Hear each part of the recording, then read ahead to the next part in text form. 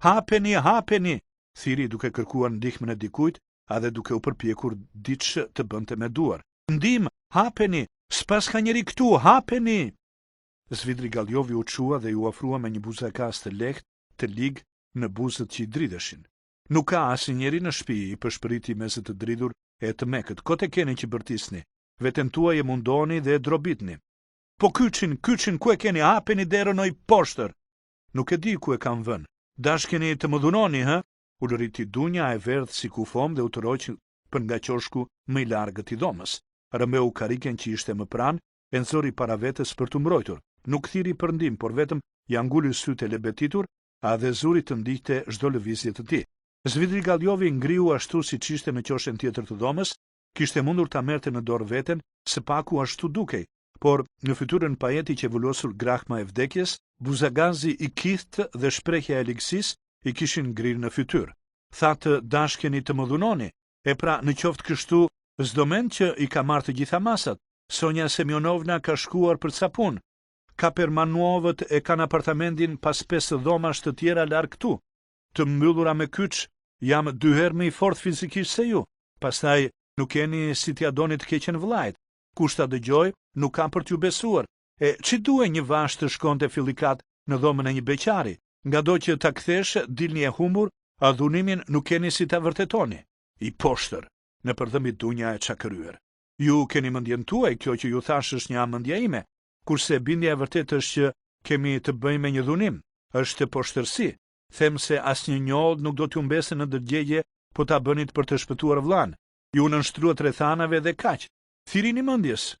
Keni në duar tuaja fatin e vllajt dhe të nënës, kurse mua do të më keni sklavin tuaj të bindur në jetëve, si thoni, po ju pres.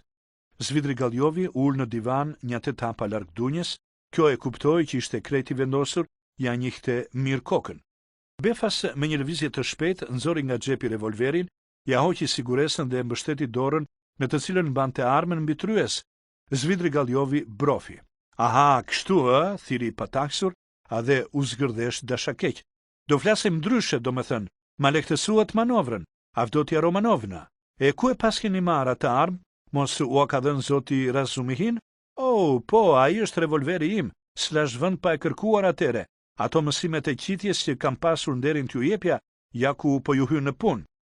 Nuk është yti, është i Marta Petrovnës, mor vrasës, se ti asgjë nuk e patur tënde në atë shtëpi. E mora kur u binda që deri në çposhtërsi je i zotit të shkosh. Në mua afrofsh qofte edhe një hap, do qelloj. Dunja kishte pamje në një të fandaksure. Pistoletën e kishte gati për zjarr. Po vllajt, si do t'i vej filli, ju pyes kështu nga kërshëria, i foli me vlef, por pa luajtur nga vendi Zvidri Galjovi. Guxo të spionosh në ta mbajti, mos lëviz të thash, mos mu afro, do të vras, e meriton, vrasës je, ti e elmove të shoqe. Jeni e sigur që e pas kam elmuar Marta Petrovnën? Jam, më ke thënë me gojen tënde, vetë ti më ke treguar për helmin, vetë ke shkuar ta merje. Kjo kështu është, i poshtërje. A dhe në qoftë ashtu si thua, për ty e bëra, ti e shkaktarja. Gënjen, unë gjithmonë të kam urryer, gjithmonë. Ah, Avdotja Romanovna, po si kështu e pas keni harruar si më afroheshit e më përgjëroheshit në ato çaste bisedash e debatesh të flakta? Në sy tuaj i lexoja që të gjitha, ju kujtohet nata me hënë në kënga e Bilbilit? Gënjen, në sy të Dunjës shkreptin nxiza tërbimi. Gënjen, shpifi janë këto që thoni. Po gënjej, ë? Po ta zëm se është kështu, ta zëm se gënjekam. E di grave së shmirë tu kujtohen sa të tilla minuta. Shtrëmbëroi buzët si duke qeshur.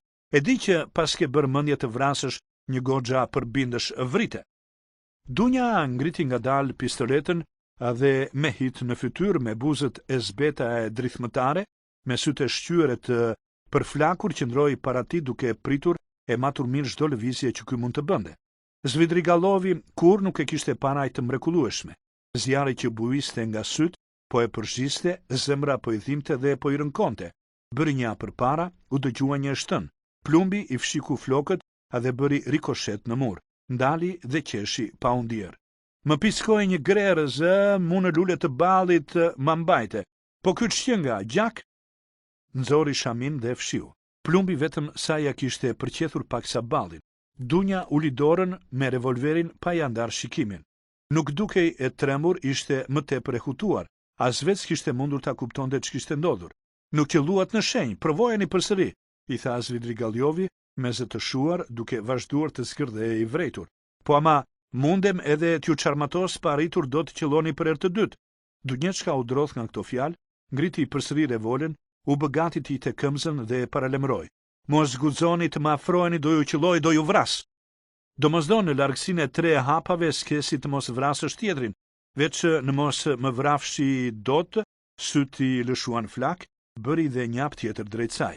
Dunjeshka e hoqi këmbëzën, por kësaj radhe nuk I shkrepi. Nuk e paskeni mbushur si duhet, veç e shokeni ende fishek, pse nuk qelloni, po ju pyes. I qafruar fare, e shihte me një vendosmëri prej Maroku.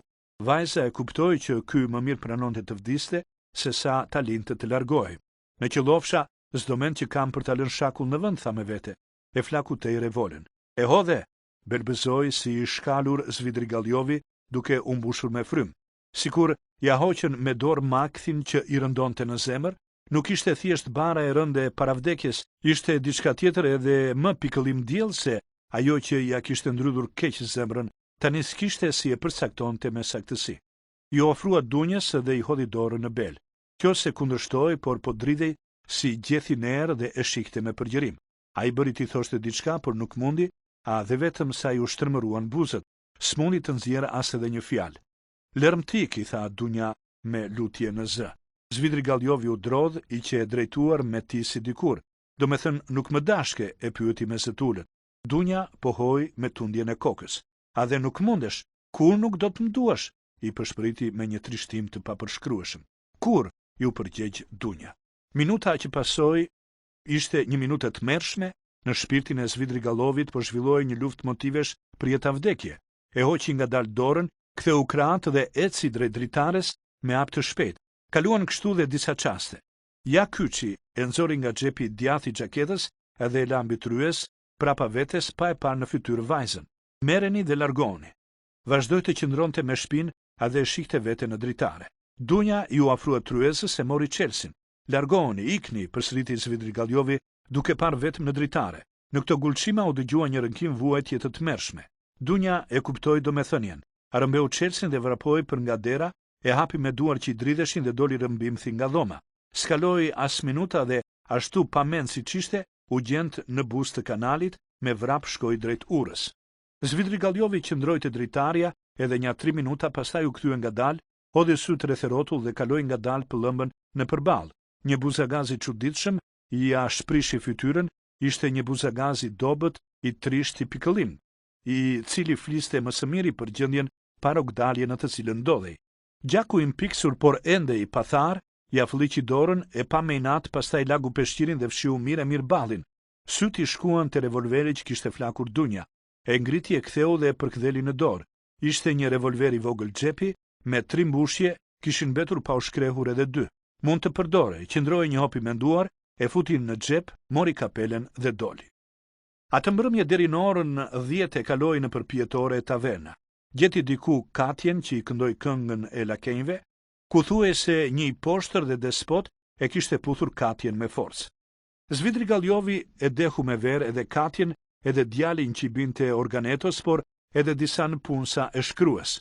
Këta të fundit I kishte sajdyesur vetëm nga që kishte qelluar hundë shtrembër, njëri t'i shkonte hunda majtas, tjetri djathës. E morën dhe e çuan në një lulishte që vetëm emrin e kishte të tillë, qen disa gëmusha, a dhe në mes një bredh hollak 3 vjeçar, aty ishte një pjetore ku mund të porosisje çaj, kishte disa karike e tryeza jeshile. Klientët I argëtonte një këngëtar I ardhur nga Mynyhu, një derdiment hundkuq. Nuk u mor vesh arsyeja përse shkruesit u ngatruan me sa shkrues të tjerë a dhe plasi sheri. Svidrigaljovi në caktuan arbitër. U mundua t'i ulte gjakrat, por nuk mundi, bëri ç'bëri dhe pagoi çmimin e plaçkës së humbur, që doli se ishte shkaku I kasafytjes. Ora po shkonte 10. Vet nuk vuri verë në gojë, kishte porositur vetëm një gotë çaj. Ishte një mbrëmje e zymt me vrenjtësira dhe zakushi. Moti erdhi e u keqsua, u dëgjuan bubullima, nisi një shi I dendur si litar. I lagur I bërqull, mezi mbriti deri në dhomë, u mbyll me kyç, hapi sirtarin, nxori parat, grisi disa letra dhe tha të zhvishte rrobat e lagura, por pa në dritare, vurire që shiu vazhdonte të binte si me tërbim, ndroi mendje dhe doli ashtu i lagur siç ishte. Trokiti te Sonja, e gjeti të rrethuar nga të katër çamardhokët e Kapernaumovit. Sonja u kishte nxjerr çaj. Zvidrigaljovi e priti heshturazi, por e pa me respekt e habi që ishte ashtu qull pa e pyetur për arsyen. Fëmijët kur e pan të hynte, ja therën vrapit mjaft të friksuar. Zvidrigaljovi zuri vën në tryez dhe eftoi edhe Sonjën t'i ulej pranë. Kjo u bint e druajtur pa nxjerr as edhe një fjalë. Ka të ngjarë të nisem për në Amerikë, nisi t'i thotë, ndoshta është era e fundit që shihemi, ndaj dua t'ju lë një porosi. E takuat atë zonjën, e di që ju ka thënë mos ma tregoni. Sonja bëri një lëvizje të papërcaktuar dhe u skuq. Kështu e kanë ato, sa për motrat e vllan mos u bëni merak, janë të siguruar, kam paguar çdo gjë e kam bërë me dokument.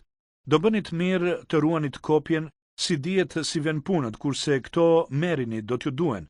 Ja dhe 3 kambajle 300 nga 1000 rubla secili, gjithsej 3000. Tani t'i japim fjalën njëri tjetrit që përveç nesh, të mos e di kush tjetër, edhe në dëgjofshi gjë kafsh për mua. Do ju duen, se të roni siç keni rojtur deri më tani. Sonja Semjonovna nuk është mirë. Po tregojeni aq i mëshirshëm për jetimët u kujdeset si prind, për të ndjerën po, tha me ngutë Sonja. Nëse nuk ju kam falenderuar sa duhet e si duhet, mos e merrni për lërini këto. Kurse këto para Arkadi Ivanović nuk më duen. Ju falemderit për bujarin. Do bëj si do bëj, ju falemderit. E kam prerë mendjen, këto para janë për ju, e mbyllim këtë muhabet, nuk kam kohë. Do t'ju duen se Rodion Romanovići dyruka ose t'ja heq vetes, ose të përfundoj në galer. Sonja e pa e vrejtur dhe u riqeth. Mos kini keq, jam në dieni të punëve, ma ka treguar çdo gjë me gojën e tij. Po ju mos u merakosni, nuk jam nga ata që lapin, nuk kam për t'ja treguar kujt. Mire mësuat atere të pranonte me gojën e vet. Do t'i voliste diçka e tillë, e pret Vladimirku, ju po pas ti. Kështu apo jo? Ju duen këto para, për të ju duen, kur ju a jap juve është një lloj si t'ja jap atij. Pastaj mos harroni që i keni dhënë fjalën Amalia Ivanovnës se do të shlyeni borxhin, e pse ja ngarkoni vetes tër këto detyrime? As je keni menduar si do t'ja dilni të mban, për atë detyrim që ju s'keni asnjë punë. Në ju pyetshin për mua nesër o pas nesër, a dhe domosdo që kanë për t'ju pyetur, mos tregoni për takimin ton për të hollat, miru pafshim pra. U ngrit të dilte. Rodion Romanovićit bëjni të fala, parat bëni të mirë t'i mbanit përkohësisht e Razumihini. E njihni, s'është i keq, çojani nesër, ose kur t'jetë koha e dur, deri atere i fshihni mirë. Edhe Sonja ishte ngritur dhe po e shihte me frikë. Diç donte t'i thoshte, për diçka donte ta pyeste, por as po guxonte dhe as po dinte si t'ja niste. Po si po dilni në këtë kiamet? Të marrësh rrugën për në Amerikë dhe të kesh frikë nga shiu, s'parashkon apo jo? Lam të mirë, moj Xhank. Paçi jetë gjatë, ju duheni të tjerve. Zotit Razumihini i bëni të falura nga unë. Doli duke e lënë Sonjën krejt të shastisur, të tremur dhe të abitur me një dyshim të madh në zemër. Më pas u mor vesh se po atë natë rreth orës 12 Zvidrigaljovi kishte bërë edhe një vizitë tjetër të çuditshme, ndonse shiu vazhdonte të binte si me vedra. Kishte qenë te prindrit e nuses në ishullin Vasilevsk. Mezi ja kishte hapur derën kur e pan ishin pataksur nga bia. Po ta donte puna, Arkadi Ivanovići dinte të paraqitej në një mënyrë sa më të këndshme, ndaj dhe pandehma e parë afërmendsh e prindërve të nuses, se mos kishte hedhur ndoca gota të tepërta, u zhduk si vesa para diellit. Sollën aty edhe prindin paralitik, mamaja e dhimbsur dhe namuslie e nuses duroi dot pa i bërë disa pyetje. Kur nuk i bënte pyetje drejt për drejt, në fillim vinte në punë buzëqeshjet dhe fërkimin e duarve, pastaj kur i vinte radha çastit për të pyetur, të themi për ditën e dasmës, e ishte fjalën te Parisi, a dhe jeta mondane dhe më pas kalonte në tregimin për zakonet e ishullit të Vasilevsk. Në një kohë tjetër kjo kohmarrje do dëgjoj me respekt, por këtë herë Arkadi Ivanovići u tregua si tepër i padurueshëm edhe i apreu shkurt, donte të shije me nusen dhe pse e kishin paralemëruar kur kishte shkelur në derë që kishte rënë të flinte. Kuptohet, nusen ja sollën. Arkadi Ivanovići i tha se për një kohë ja donte puna të largohej nga Peterburgu, i solli 15.000 rubla argjend dhe kambjale, i lutet t'ja pranoj si dhurat, kishte kohë që kishte bërë mendje t'ja jepte para martesës. Ndonjë lidhje logjike ndërmjet dhuratës dhe largimit të Beft kuptohet që nuk kishte, siç s'kishte si përlikte këtë ardhje në orë aq të vonë në këtë motë me shi, por çdo gjë shkoi si në vaj. Madje edhe ofshamat e psherëtimat, pyetjet e rastit dhe meraket se si u tkurën e umpakën, ndërkohë që falënderimet dhe mirënjohja u shprehen bujshëm dhe u përforcuan edhe me lotët që u dukën në sy të mamasë së dhimbsur. Arkadi Ivanović u ngrit puthinusen, pastaj ja ledhatoi faqkën, i dha fjalën se do kthehej sa më parë dhe kur vuri re në ata sy fëmijor një kërshëri dhe pyetje me mece, u mendua pak, e pyeti edhe një herë dhe e sëmboi mu në zemër mendimi që kjo dhuratë do të mbyllej sa kaq me kyç në sundukun e nënës së djegur.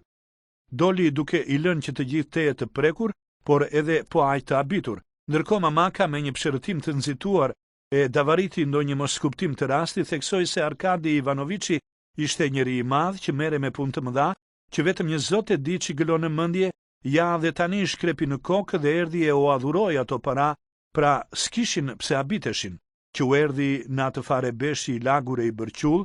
Kjo s'je diçka e mirë, ama anglezët të cilët shquhen për kësi befasish maramense, asje çajnë kokën se çdo të thonë të tjerët.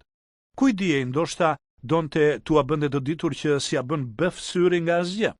Kryesore, theksoi, është mos i japemi kujt, para ti mbulojmë në vend të sigurt, me kyç shqyr që Fedosja nuk pa gjë, ishte në kuzhinë në atë çast, edhe më kryesore është bëjmë kujdes që të mos i vej në vesh reslihut, se telendare që se ka shoqen është. Ku venduan kështu të mbledhur kokë më kokë deri në orën 2 pas mesnate. Nusja shkoi të flinte, pa u ndjer, duke që ishte e trishtuar. Në këtë kohë Svidrigailiovi ishte duke kaluar urën që të çonte në qendër të qytetit. Shiu kishte pushuar, por të priste Murlani. Të ftohtët i kishte hyrë në panc. Dali te parmakët dhe pa me kërshëri ujrat e zinj të nevës së vogël. Pastaj doli në rrugën kryesore dhe eci me hap të shpejtë si ndonja gjysmore.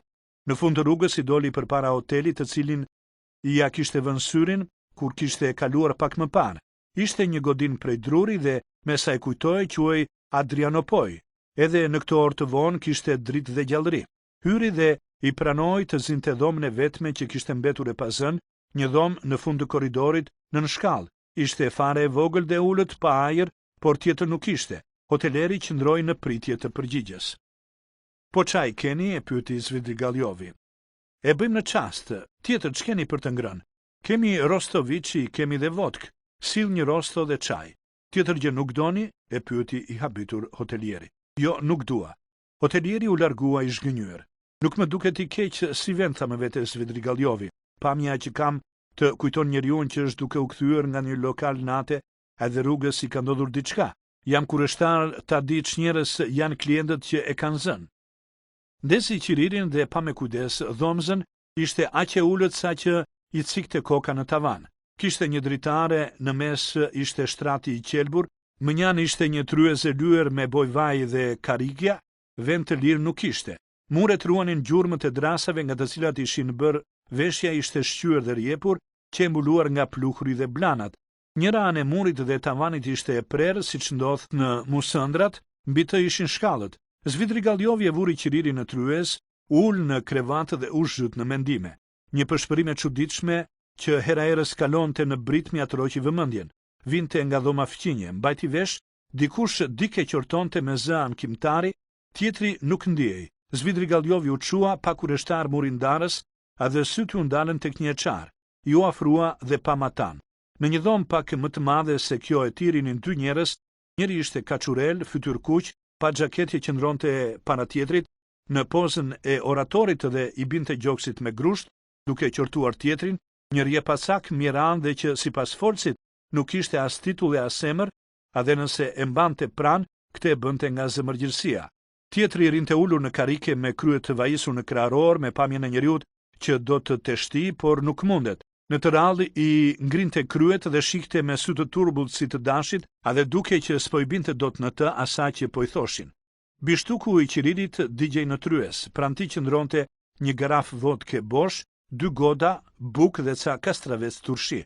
Pasi i pa të gjitha këto, Svidrigailiovi u tërhoq pa u ndier dhe u ul përsëri në krevat.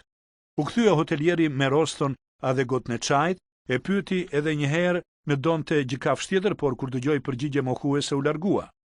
Zvitri Galjovi e piu çajin me glënka të mëdha që të ngrohen do pak, kurse Rosta nuk e zuri me dorë.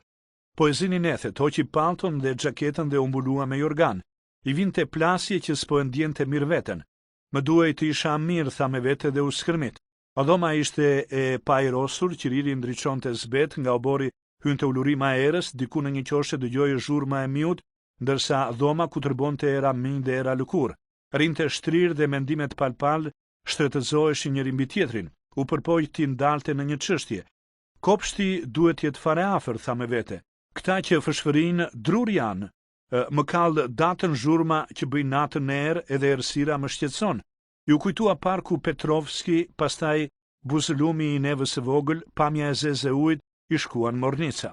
Uji kur nuk më ka pëlqyer madje as në peizazhe, tha me vete dhe përsëri u skërmit. Në rrethanat që ndodhem, as që duhet të çaja kokën për estetikën dhe komfortin, por ja që më shkreptin në mendje ca mendime si këta të çuditshëm, se edhe gërsira e zgjedh mirë vendin para se të prehet përgjithmonë. Po të isha kthyer në Petrovsk, do më mbyste fare errësira dhe të ftohtit, e pra kam nevojë për ndijime të këndshme.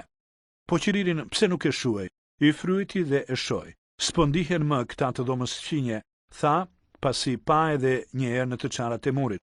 Hë tani le të urdhroj Marta Petrovna, errësira po errësirë, vendi po si me porësi, pale pastaj çasti që është aq i zgjedhur, e pra nuk vjen.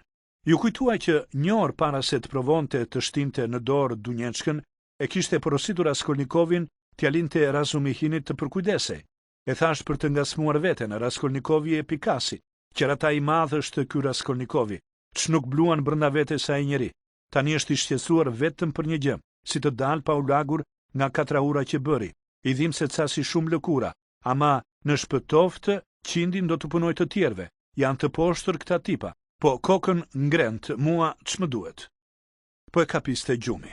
Para syve i qëndronte Dunjeçka, të dridhurat e forta ja përshkruan trupin. E ç'më duhet, mund të çohet mendja në diçka tjetër. Çudi dhe qesharake është, por ja që kur ndonjëherë në jetën time as kam urryer e as jam hakmar, as debatet nuk më kanë pëlqyer. Nuk jam nxehur kur ndonjëherë dhe kjo nuk është gjë e mirë. Sa shumë që i premtova Dunjës, do më kishte hequr për hunde, po të kishte pranuar, por nuk pranoi. Heshti dhe shtrëngoi dhëmbët. Përsëri doli para syve Dunjeçka, ashtu si në çastin kur hoqi këmbën, a dhe qelloi drejtë në ball. Kishte shtangur nga tmeri. Fare lekt mund t'i afrojë dhe ta përfshinte, s'kishte për t'u mbrojtur dot, por i qëdhimsur në ato çaste.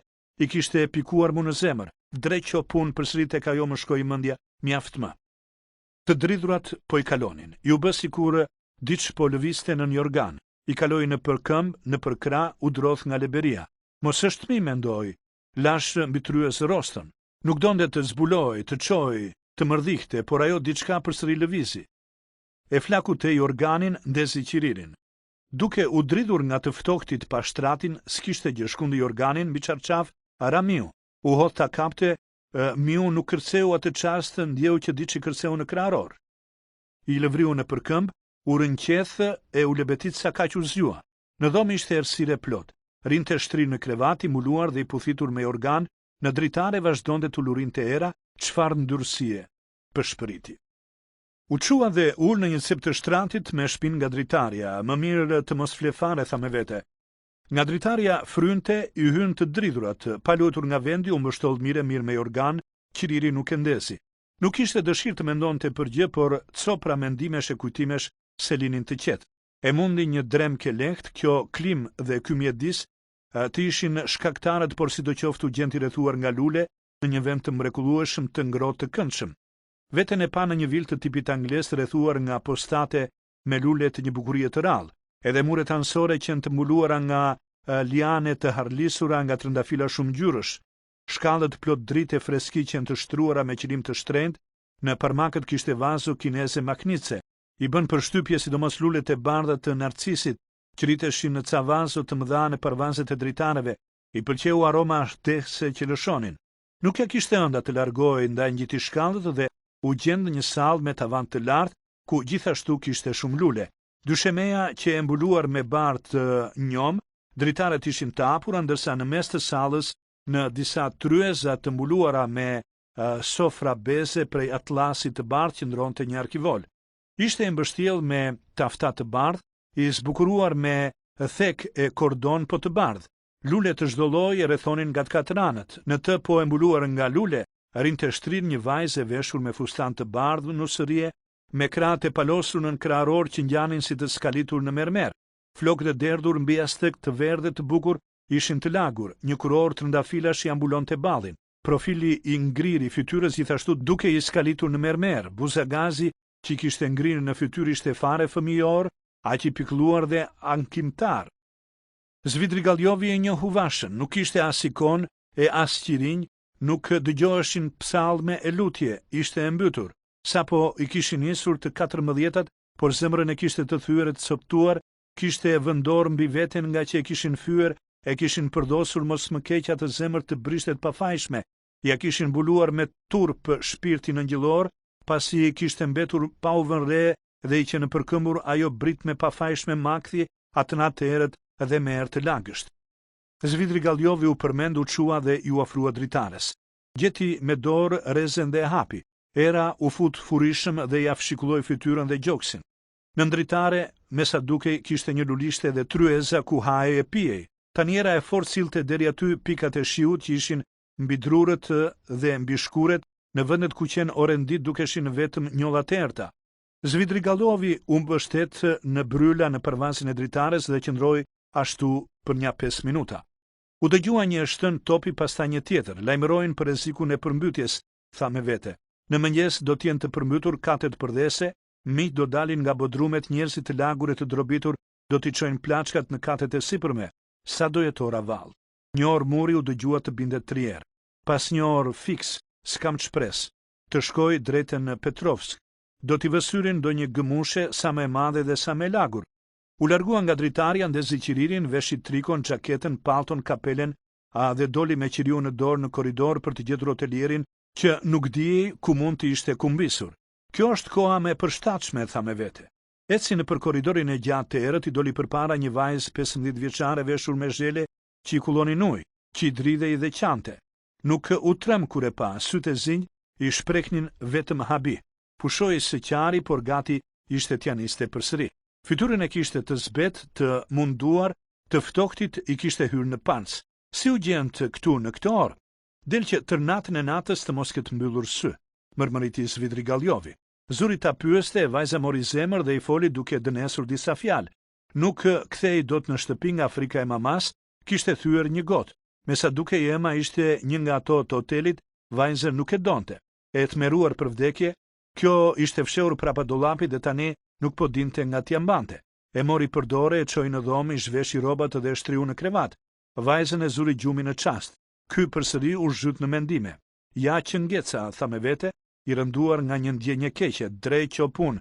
Mori qiririn dhe doli për të gjetur me çdo kusht hotelierin, t'i paguante hakun dhe të largohej. Ah, moj vajzë, tha me vete qortueshëm, por para se të dilte e pa edhe njerë se po flinte apo jo. Ngriti pak jorganin, faqet ja kishte mbuluar të kujt e çelur blana, që nga veremlie, tha me vete, ngjante me të kujt e njerëzve që u japin të kthejnë me fund një gotë madhe me pije alkolike. Buzët i kishte të thara, të plasura, ju duk sikur po i dridheshin qerpikët e gjatë të zinj dhe pas tyre ishin duke parë një palsy të zinj, pra vajza nuk po flinte, shtirej sikur flinte. Ja ku i lëvizi dhe buzët, duke formuar një buzagaz të lehtë, u drodhen pak. Skaloi minuta dhe vajza zuri të qesh, diçka harbute as pak fëmijërore, spikatin atë të qeshur, i cili nuk ngjante fare, me një të qeshur fëmijë shprekte diçka të keqe, tregonte zvetnim dhe prishje. Ishte fytyra e vajzës që shitet. Japi të dy syt që po e shihnin me zjarr dhe epsh të fshehur, po e thërisnin, po i qeshnin. Kishte diçka krupëndjellëse dhe të lemerishme në tërë këtë qenie mirane. Si kështu, vajza 5 vjeçare, belbezoi Zvidrigaljovi, shtihet vallë. Po kjo kështu, vajza u kthye ngaj me fytyrën që i digjej, zjati drejti krahët që ta përqafonte. O e mallkuar, thiri i tmeruar Zvidrigaljovi duke çuar dorën mbi të dhe atë çast u përmend. Ishte shtrirë në shtrat, i mbuluar me organ, qiriri i shuar ishte në tryez, në dritare kishte zbardhur drita. S'po më hiqe ëndra tek qia, belbezoi. I dha përpjet trupit e flakut e organin, ndjeu një kapitje të përgjithshme. Moti ishte me mjergull, ora ishte 5 mëngjesit, e kishte mundur gjumi, veshi xhaketën dhe pallton e lagur, gjeti me dorë revolën në xhep, e nxori dhe e bëri gati, nxori dhe bllokun dhe ditë shkroi në të me gërma të mëdha. E lexoi dhe qëndroi mbështetur në tryez i menduar. Edhe revolën edhe bllokun i vuri pranë të bryli. Sa miza ishin ulur në ushqimin e pafilluar, i pa vrejtur dhe bëri të kap njërën. Kur e kuptoi ç'po bënte, u rënqeth, brofi dhe doli nga dhoma. Pas 1 minute ishte në rrugë. Qyteti ishte zhytur në një mjegull bojqumshti.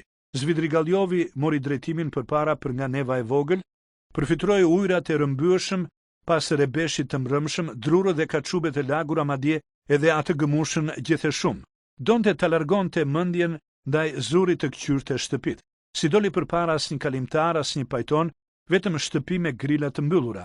Lagështia dhe të ftoftit e mundonin shumë. Në fund të një ure u gjet para një shtëpie të madhe prej guri. Një qen i lagur, i zgërlaqur me bish ndërshal, kaloi rrugën. Një ideur ishte shtri në trotuar me fytyrën asfalt. E pa dhe shkoi mëtej. Mbi shtëpinë e gurt i shkuan sytë te vendroja e lartë. E pse duhet të shkoj te gëmusha gjethe shumë në lulishten Petrovski? Më mirë këtu është edhe një dëshmitar zyrtar, tha me vete. Paraderës së mbyllur qëndronte një lojtar shkurtabiq i mbështjell me një kapot ushtarake. Pa i përgjumur Zvidrigaljovin që po i afroi. Qenien ja përshkonte ai pikëllim ankimtar, i vulosur që kur s'mbaj mend në fytyrën e çdo çifuti. Rojes nuk ju duk as pak normale që një njeri jo i deur qëndronte aty pranë, ja kishte qepur shikimin edhe s'po fliste. Pse keni ardhur? I foli pa lëvizur nga vendi. Ashtu kot, mirëmëngjes, e përshëndeti Zvidrigaljovi. Nuk lejohet ndalimi. Po nisem për larg. Për larg? Për në Amerikë? Në Amerikë. Zvidrigaljovi nxori revolverin dhe i hoqi siguresën. Roja ngriti vetullat i habitur. Nuk e keni zgjedhur mirë vendin për kësi shakash? Pse se pas kam zgjedhur mirë? Sepse ky i këtushmi nuk është i tillë. Ç'e rëndësi ka vendi, i mirë është. Kur t'ju pyesin, u thoni që u nis për në Amerikë. E vuri revolverin në tëmthin e djathtë.